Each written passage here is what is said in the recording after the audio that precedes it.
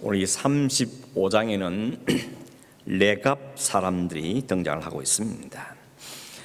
지금 예레미야가 하나님께 말씀을 받아서 유다 백성들이 전하고 있는 메시지의 핵심은 나라가 망한다는 거죠. 나라가 망할 거다, 바벨론에게 나라가 망하게 될 것이다 하는 예언의 말씀을 선포하고 있습니다. 이미 여러 차례 바벨론이 쳐들어와서 예루살렘을 공격하고 또 성이 많이 상했고 많은 쓸만한 인재들이 포로로 많이 잡혀갔습니다. 뿐만 아니고 성전에 있는 기물들도 많이 가져간 상태에 있었고 지금도 어떤 상태인가 하면 예루살렘이 포위되어 있는 그런 상태에 있습니다. 나라의 운명이 흔히 소위 말하는 풍전등화와 같은 상황이죠. 바람 앞에 등불 같은, 언제 나라가 멸망해도 이상하지 않는 그런 상태에 지금 처해 있는 것이 유다의 형편이었습니다. 이런 어지럽고 복잡하고 위기스러운 상황 가운데 난데없이 하나님께서 레갑 사람들을 등장을 시키고 있습니다. 그리고 그들에게 마지막 절인 35장 19절에 보면 이렇게 말씀합니다. 한번 보시죠. 그러므로 만군의 여호와 이스라엘 하나님께서 이와 같이 말씀하시니라. 레갑의 아들 요나답에게서 내 앞에 설 사람이 영원히 끊어지지 아니하리라 하시니라. 이런 놀라운 축복의 말씀을 하셨습니다. 지금 유다에게는 나라 망한다, 너희들 망하고 만다, 발악해봐야 소용없다 라고 나라가 멸망할 걸 말씀하시는데, 웬일인지 이 레갑 사람들 향해서는 너희는 영원히 끊어지지 않을 것이다, 이런 아주 정반대의 축복을 말씀하고 있습니다. 엄청난 차이죠. 한쪽에는 멸망, 한쪽에는 영원을 이야기하고 있습니다. 왜 갑자기 레갑 사람들이 이 예레미야 예언에 등장하는지, 이 사람들은 도대체 어떤 사람들이기에 하나님께 이런 대접을 받고 있는지, 그리고 이 이야기가 오늘 우리에게는 무슨 메시지를 주고 있는가 하는 점들을 생각해 보려고 합니다.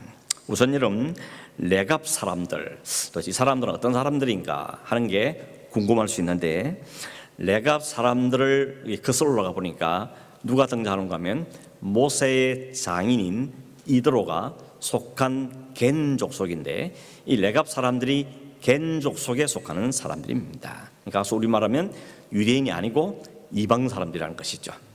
이 사람들은 그 당시에 모세의 장인이 그랬던 것처럼 주로 광야에 살면서 목출하든지 또는 짐승을 기르는 유목민 생활을 하고 있었습니다. 그러다가 모세 때문에, 모세와 관련된 것 때문에 이스라엘 백성들이 출애굽을 할 때 모세를 따라서 같이 광야길을 걷게 되고, 가나안 땅에 들어갔을 때 그들도 가나안 땅에 들어가서 살게 된 사람들입니다. 물론 그들이 가나안 땅에 들어갔지만 그들은 농사지며 살지는 않았고 여전히 그들의 선조들이 그랬던 것처럼 유목민으로서 생활을 하고 있었습니다. 하나님께서 예레미야에게 이렇게 말씀하시죠. 너는 레갑 사람들에게 찾아가서 그 사람들 다 불러 모은 다음에 성전에 있는 한 방, 작은 방에다가 다 모아놓고 그들에게 포도주를 마시게 하라, 고내라 라고 말씀하셨습니다. 예레미야는 하나님 말씀이니까 그 말씀 그대로 순종해서 레갑 사람들 찾아가서 하나님 당신을 부르십니다, 갑시다. 그런 다음에 방에 초대했고 거기 가보니까 포도주가 쫙 펼쳐져 있고 술잔들이 놓여 있은 것입니다. 그러면서 마십시오 라고 권유했습니다. 근데 오늘 6절에 보면 우리는 포도주 마시기를 않겠습니다 하고는 예레미야의 권함을 거절합니다. 그 이유를 말하기를 이렇게 말하죠. 6절에 보시면 레갑의 아들 우리 선조 요나답이 우리에게 명령하여 이르기를 너희가 너희 자손은 영원히 포도주를 마시지 말라 했기 때문에 그 선조의 명령, 그 선조의 우리 말씀에 순종하기 위해서 지금까지 그랬지만 이제도 포도주를 마실 수 없습니다 라고 이야기합니다.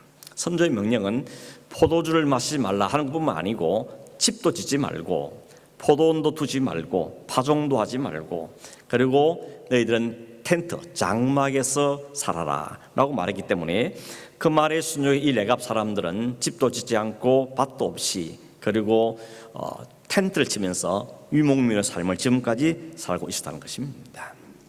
이 선조들이 왜 이렇게 명령했는가? 단지 지금까지 유목민을 생활했으니까 그냥 그렇게 살아라, 그렇게 한 정도의 의미가 아니고 거기에는 아주 중요한 신앙적인 결단과 의미가 담겨 있습니다. 이런 명령을 내린 사람이 누구라 그러죠? 레갑 자손의 선조인 요나답이라는 사람의 명령이었다고 이야기합니다. 이 요나답이라는 사람은 어떤 사람인가? 요나답의 이름이 어디 등장하는가 하면 열왕기하 10장에 등장합니다. 열왕기 10장에 보면 이스라엘의 왕 중에 가장 악한 왕이 거기 나옵니다. 이스라엘의 왕들 가운데 가장 악한 왕이 누구라고 알고 있습니까? 아합이죠. 아합이 가장 악한 왕입니다. 성경이 뭐라고 평가하는가 하면 아합 왕에 대해서는 이스라엘의 모든 왕보다 심히 하나님을 노하게 한 왕이다, 이렇게 평가를 하고 있습니다. 이 아합이 왜 이렇게 하나님을 노하게 하는 왕이 되고 말았는가? 거기에는 여러 가지 이유가 있겠지만 중요한 이유 중에 하나 뭔가 하면 결혼을 잘못해가지고 아내를 잘못 들여서 그렇게 되고 말았습니다. 아합의 아내가 누구죠? 이세벨이죠. 이세벨은 본래 시돈의 이스라엘 바깥에 있는 시돈의 왕 엣바알의 딸인데 그 딸을 아내로 맞이한 겁니다. 이세벨이 시집 오면서 그냥 자기만 오지 뭐 때문에 자기 민족이 믿고 있는 바알 신까지 가지고 들어온 겁니다. 그 신을 가져와서 온 이스라엘에 사마리아까지부터 수도 사마리아 비롯해서 온 이스라엘에 이 바알 신당을 막 짓고 막 무자비로 짓고 바알 선지자들을 막 이렇게 세우고 거기다가 아세라 신상까지 들어와서 온 이스라엘이 우상 천지가 되는데 혁혁한 공을 세운 사람이 이세벨이었습니다. 그러면 아합이 여보 그러면 안 돼, 한마디 할 법도 안 돼, 뭐에 꽂혔는지 그냥 아내가 해달라는 대로 다 해주면서 온 이스라엘 나라가 우상으로 가득하게 되고 만 것입니다. 그때 활동했던 선지자가 누군가 하면 엘리야죠. 엘리야 선지자가 그때 활동했습니다. 우리가 잘 아는 엘리야 이야기 중에 엘리야가 그러죠. 도대체 니네 신이 진짜 신이냐? 내가 믿는 하나님이 진짜 신인가? 우리 대결해보자. 어디서 대결할래? 갈멜산에서 대결하자. 그래서 제단을 딱 쌓아놓고 하늘에 불을 뜯어서 이 재물을 태우는 신이 진짜 신이다. 그래서 대결이 벌어지죠. 그때 이 대결을 위해서 바알과 아세라 쪽의 선지자가 몇 명 모였죠? 850명이 모였고 하나님을 위한 단에는 몇 명이 모였죠? 딸랑 한 사람. 엘리야 혼자 850대 1의 대결을 벌이게 됩니다. 이걸 뭘 보여주는가 하면 온 이스라엘이 진 온통 바알과 아세라 같은 우상을 믿는 사람들로 가득했다는 겁니다. 온 골골마다 드글드글하게 우상이 바닥이 됐다는 것입니다. 하나 이걸 보고 기분 좋을 리가 없는 겁니다. 그래서 하나님께서는 이 아합과 이세벨을 심판하시기로 작정하시고 이 사람들을 심판하는데 누굴 사용하시는가 하면 예후라는 사람을 사용하십니다. 이 아합은 언제 죽는가 하면 아람과의 전쟁에서 죽습니다. 아람과 전쟁이 벌어졌는데 이 아합 왕이 마음이 막 캥기령이 많으니까 내가 그냥 갔다가 왕복 입고 나갔다가 저 적군들이 나를 그냥 초점을 맞춰서 공격하면 어떡할까 마음이 두려우니까 왕복을 벗고 대신에 일반 병사의 옷을 입고 변장을 한 상태에서 전쟁에 나갔습니다. 그런데 이 적군이 아람 나라에서 군사 하나가 병사 하나가 활을 쏘았는데 다 피해가고 하필 아합 왕에게 꽂혀가지고 그 자리에서 말에 떨어지고 죽고 말죠. 그랬더니 피를 철철 흘리는데 엘리야가 미리 예언했던 것처럼 그 피를 개들이 와서 이 들개들이 와서 그 피를 다 핥아먹었다는 것입니다. 이세벨은 어떻게 죽은가 하면 예후가 이세벨을 찾아갑니다. 그랬더니 이세벨이 이 나쁜 놈 이러면서 막 징계를 내니까 예후가 그러죠. 저 여자 창밖에 집어 던져라. 창밖에 집어 던졌더니 그냥 떨어서 죽고 맙니다. 역시 엘리야가 예언했던 대로 개들이 와서 그 시체를 뜯어먹고 그 피를 핥는 이런 비극적인 최후를 맞게 됩니다. 예후가 여기서 끝나지 않고 이 아합 왕의 70명의 아들을 다 죽입니다. 한 명도 빼놓지 않고 다 죽여버립니다. 그리고 백성들 가운데서도 바알을 섬기는 사람을 다 한 곳에 불러 모읍니다. 바알한테 제사 지내려니까 다 모으시오. 그리고 다 모은 다음에 문을 다 잠가놓고 한 명도 못 살아나게 다 죽여버린 것입니다. 근데 이 일을 할 때 여호와가 누구와 함께 하는가 하면 여호나답이라는 사람과 이 일에 동참을 하게 된 것입니다. 이 여호나답이 예후를 도와서 이 아합과 이세벨을 심판하는데 그 사람이 같이 도움을 받게 되는 것입니다. 그 여호나답이 열왕기하 10장에 나오는데 여호나답이 다른 말로 오늘 우리 본문에 나오는 요나답과 같은 사람 이름입니다. 여호나답이 왜 요나답이냐? 히브리 말도 줄여서기 때문에 그렇습니다. 여러분 영어에는 그런 건 많지 않습니까? 사람 이름 기니까 그걸 줄여서 하는 건 많죠. 제가 몇 개 찾아보니까 조나단을 갖다 존 혹은 네이슨이라고 부르기도 하고, 알렉산더는 알렉스, 도날드를 돈, 에드워드는 에디, 캐스린은 케이트, 마이크를 마이크, 이렇게 줄여서 쓰는 경우들이 굉장히 많은 겁니다. 그러니까 여호나답이라는 이름도 줄여서 요나답이라고 쓰는 것입니다. 그래서 같은 인물이라는 걸 알 수 있습니다. 아무튼 이 여호나답이 이 일을 겪으면서 하나님께서 이 가나안 땅에 있는 이 우상 숭배에서 얼마나 싫어하시는지를 그가 아주 몸쓰리게 본 겁니다. 그들이 섬겼던 바알과 아세라 신은 다 농경신이죠. 농사를 잘 되게 하고 풍요롭게 하는 신입니다. 바알은 비가 오게 하고 그리고 풍요롭게 하는 그런 신이고, 아세라도 다산의 신입니다. 이들 신이 다 가나안 땅에 있는 농사에 있는 사람들이 농사 잘 돼야 되니까 비가 필요하니까 비를 내려달라고, 풍요롭게 해달라고, 풍자를 거두게 해달라고 그렇게 동원된 신들이 바알과 아세라 신이었던 것입니다.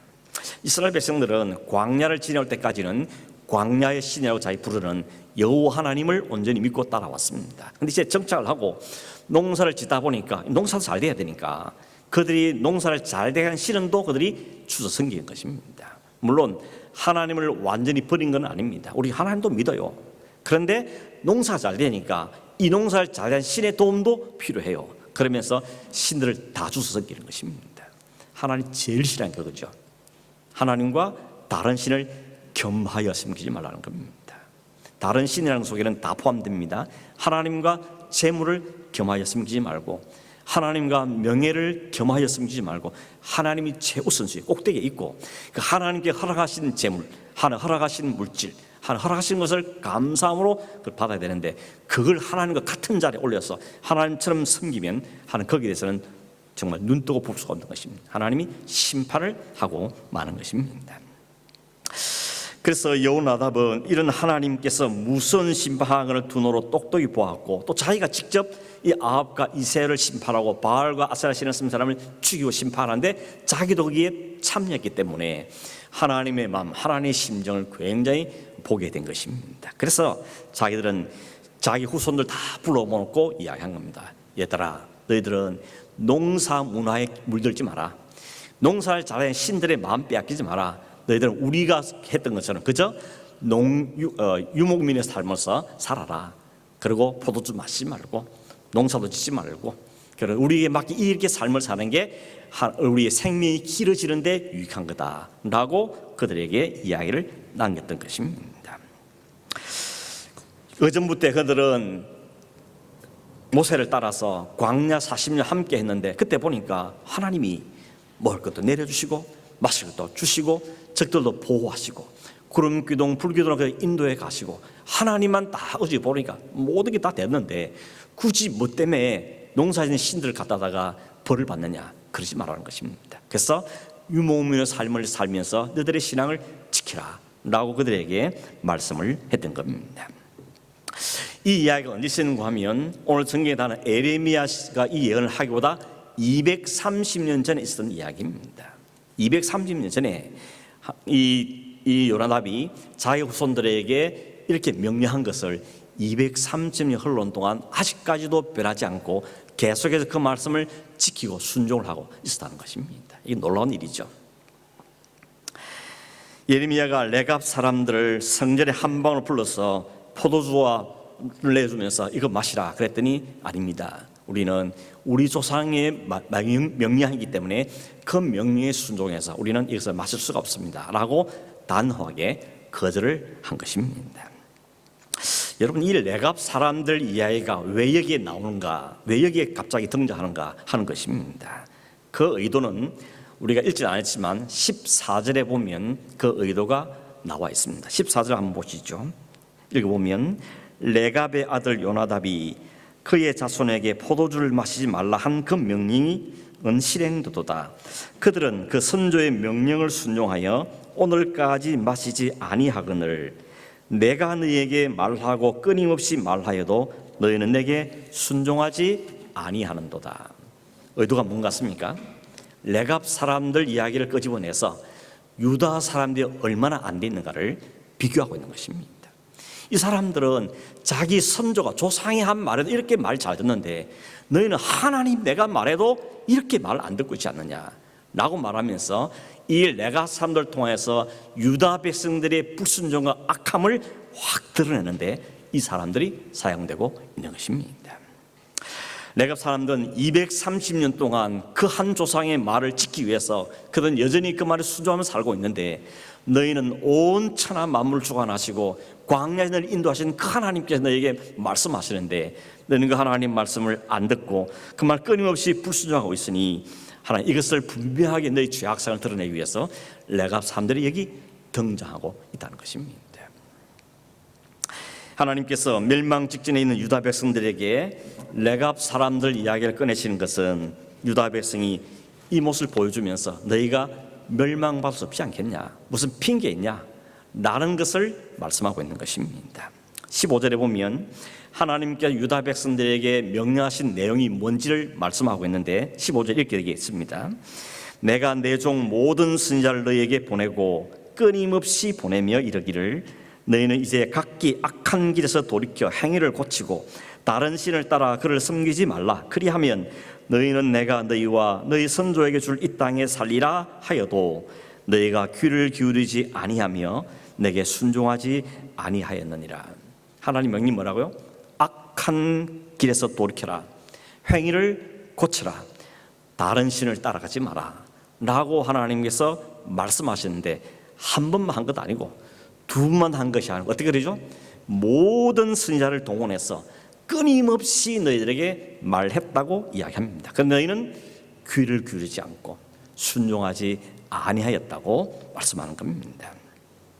하나님이 얼마나 마음이 답답했으면 너희들이 얼마나 죄악이고 얼마나 불순종하고 얼마나 심판받을 수 없는지를 제발 깨닫게 하기 위해서 하나님 레갑 사람들 등장을 시켰던 것입니다.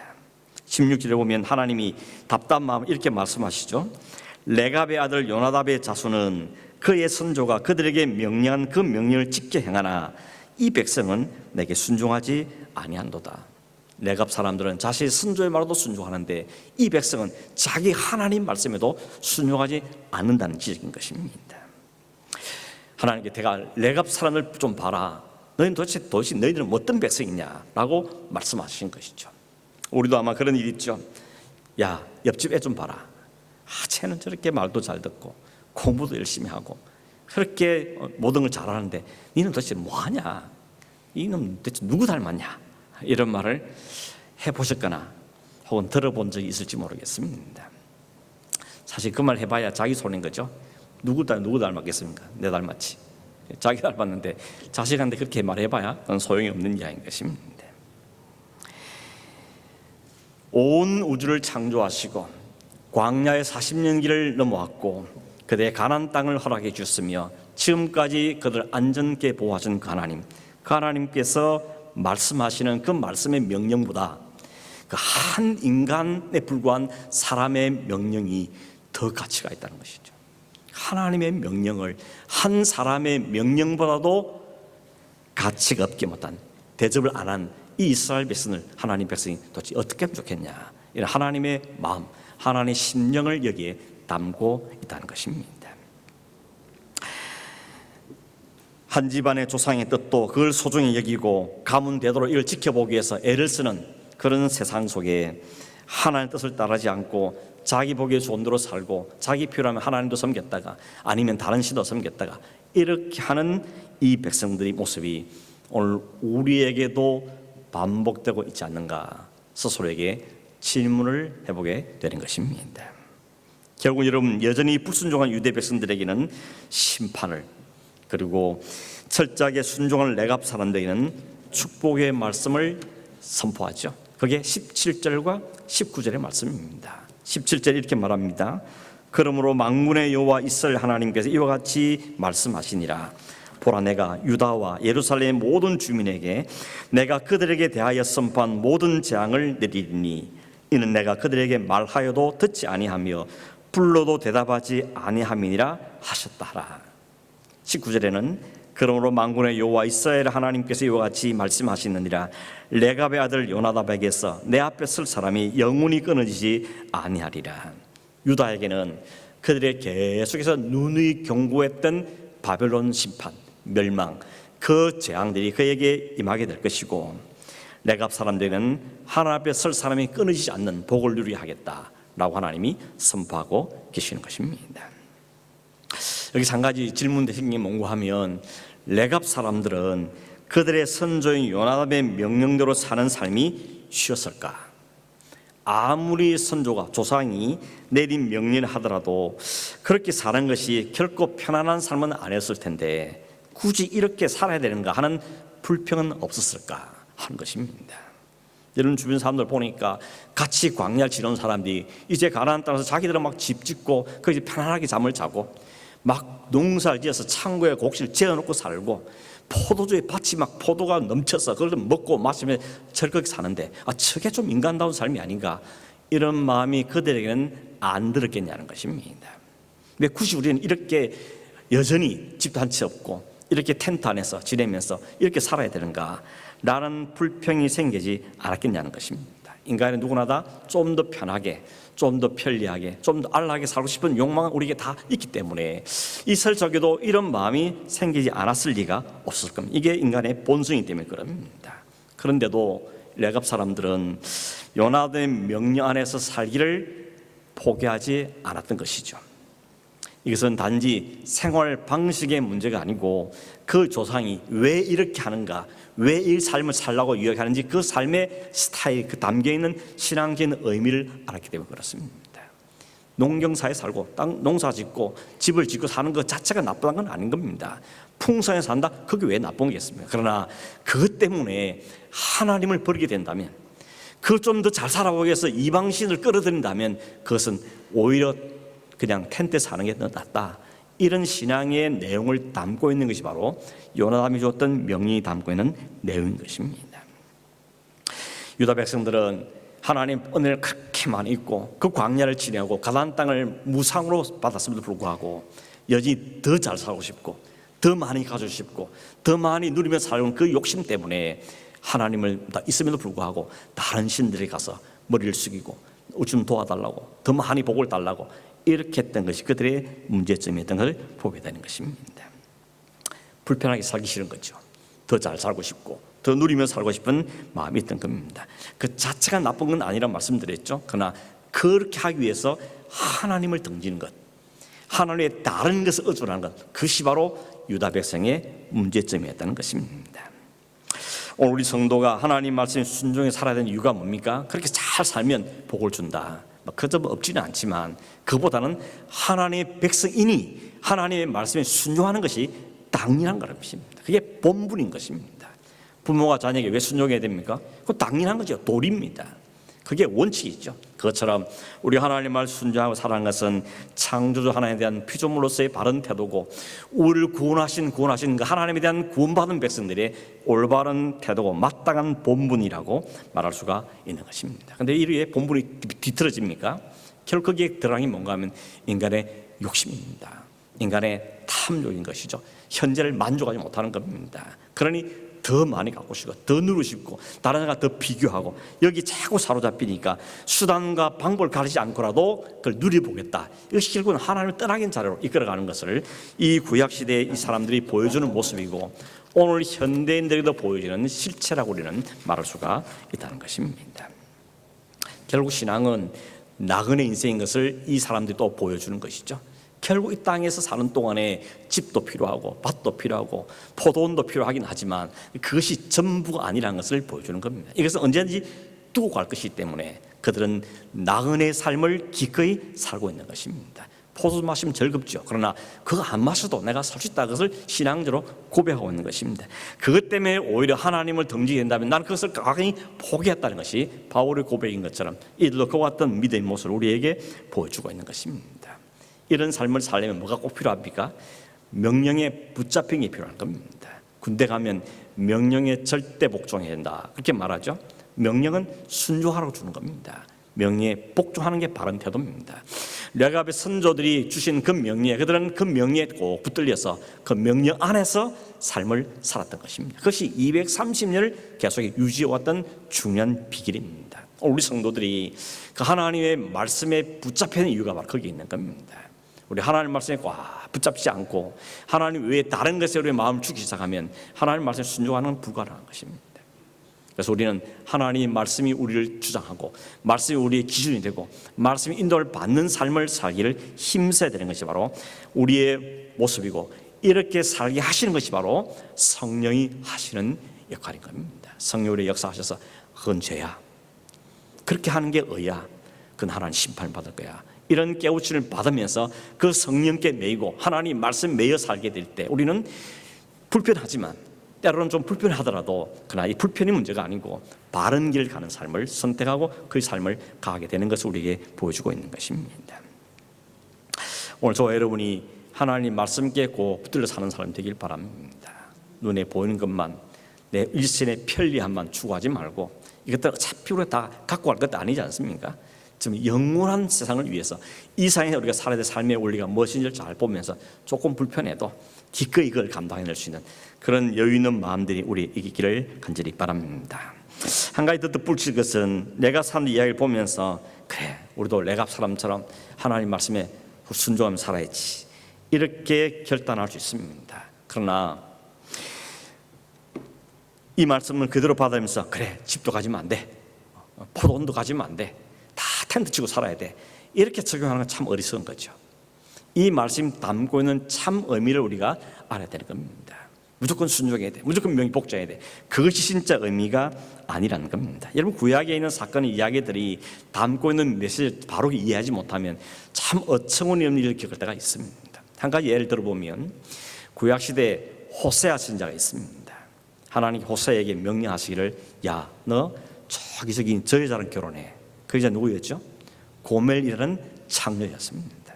아니, 어떻게 그런 명령을 할 수 있습니까? 하나님께서 아니 거룩한 선지자한테 어떻게 창녀 결혼할 수 있습니까? 우리도 그걸 보면서 야, 그리스도인이라도 그냥 결혼 아무나 할 수 있어? 아니 창녀 결혼하는 게 성교 아니야? 이렇게 해석한다면 그 진짜 하나님 말씀을 곡해하는 것이죠. 오해하고 잘못 이해하는 것입니다. 그렇게 하신 이유가 뭐였습니까? 그 창녀와 결혼하고 그가 또 바람을 피워서 다른 사람 집 갔는데 그걸 또 찾아가서 돈을 다 지불하고 다시 데려와서 그를 사랑하라고 하나님이 말씀하십니다. 그 이유는 뭐였죠? 이스라엘 백성이 지금 창녀 같은 짓을 하고 있다는 겁니다. 그러나 하나님은 그 호세아가 했던 것처럼 이 창녀 같은 이스라엘 백성을 포기하지 않는다는 겁니다. 끝까지 따라가서 내가 그 값을 다 치러내고 그 사람을 다시 돌려놓겠다. 이것이 호세아를 통해서 보여주는 메시지의 핵심인 겁니다. 그걸 보면서 하나님 그런 분이시구나. 우리 같은 인생을 위해서 하나님 자신, 아니 하나님 아들을 내어주셔서 우리를 다시 되돌리는 하나님의 사랑, 그 하나님의 긍휼, 그걸 발견하면서 하나님께 감사하고 찬송해야 되는데 엄한 대로 아무나 결혼해도 되는구만, 뭐 장녀 결혼해도 되고 그게 오히려 선교에 이렇게 하는 것은 진짜 하나님의 말씀을 잘 모르는, 바르게 이해하지 못하는 태도로 말할 수가 있다는 것입니다. 마찬가지로 레갑 사람을 등려하신 중요한 목적은 순종은 복받아, 이게 핵심이 아니고 뭐가 핵심입니까? 지금 유다 백성이 어느 정도 하나님의 말씀에 불순하고 있는가, 그리고 그 하나님의 뜻이 이런 사람 반드시 심판하고 그들 다시 뒤집어서 하나님의 뜻을 다시 돌려놓겠다는 그 하나님의 뜻, 하나님의 역사심, 하나님의 의를 드러내는데 이 사람들이 사용된, 이 사람이 동원된 사람들이라는 것이 중요한 의미가 있다는 것입니다. 그래서 우리는 어떤 도전을 받게 됩니까?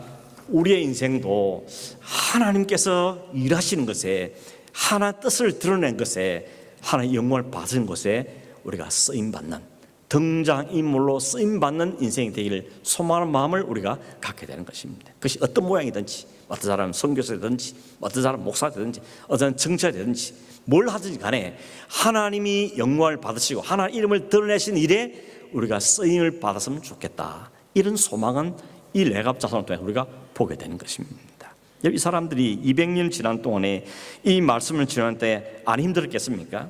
그 쉬웠겠습니까? 그러나 200년 기간 동안 하나님께서 이 백성을 지키고 보호하신 겁니다. 그리고 이때 이 일을 위해서 사용하시기 위해서 하나님 이 가족 가문을 지키고 보호한 걸 보면 하나님께 하신 일에 이렇게 멋지게 쓰임 받으시면 너무 좋겠다. 이런 도전과 기대를 갖게 되는 것입니다.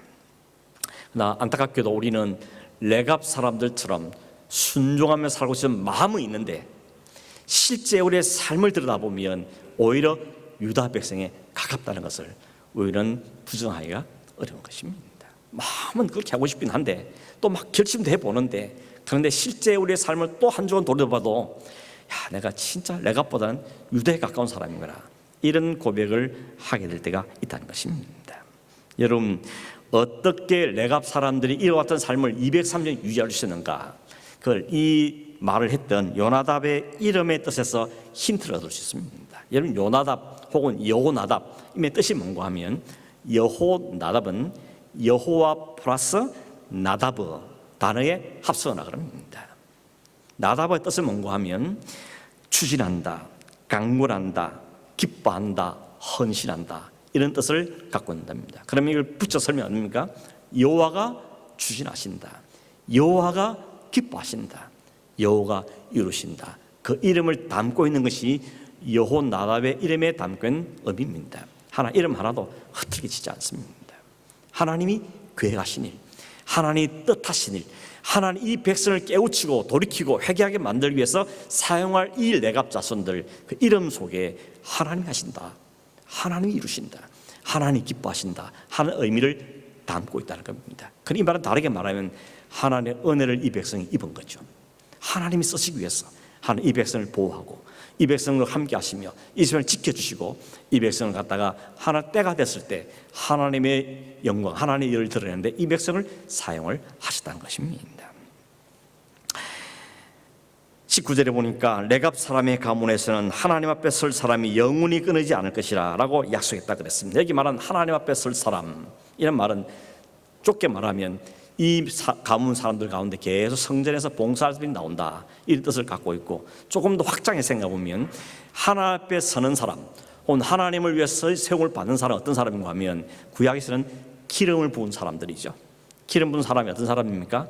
왕, 제사장, 서기자, 이 사람들이 하나님의 기름 부음을 받는 사람들입니다. 하나님 이 사람이 기름 붓는 건 뭡니까? 사명을 준다는 거죠. 위임을 한다는 뜻이고 그들에게 역할을 준다는 것입니다. 그러면 왕은 왕답게, 제사장은 제사장답게, 선지자는 선지자답게 하나님의 뜻을 받들어서 살아야 될 의무가 그에게 주어지는 것, 사명이 주어지는 것입니다. 그러나 이미 아는 것처럼 구약에는 왕들이, 구약에는 제사장들이, 구약에는 선지자들이 다 실패했습니다. 그 실패하니까 나라가 망하는 거죠.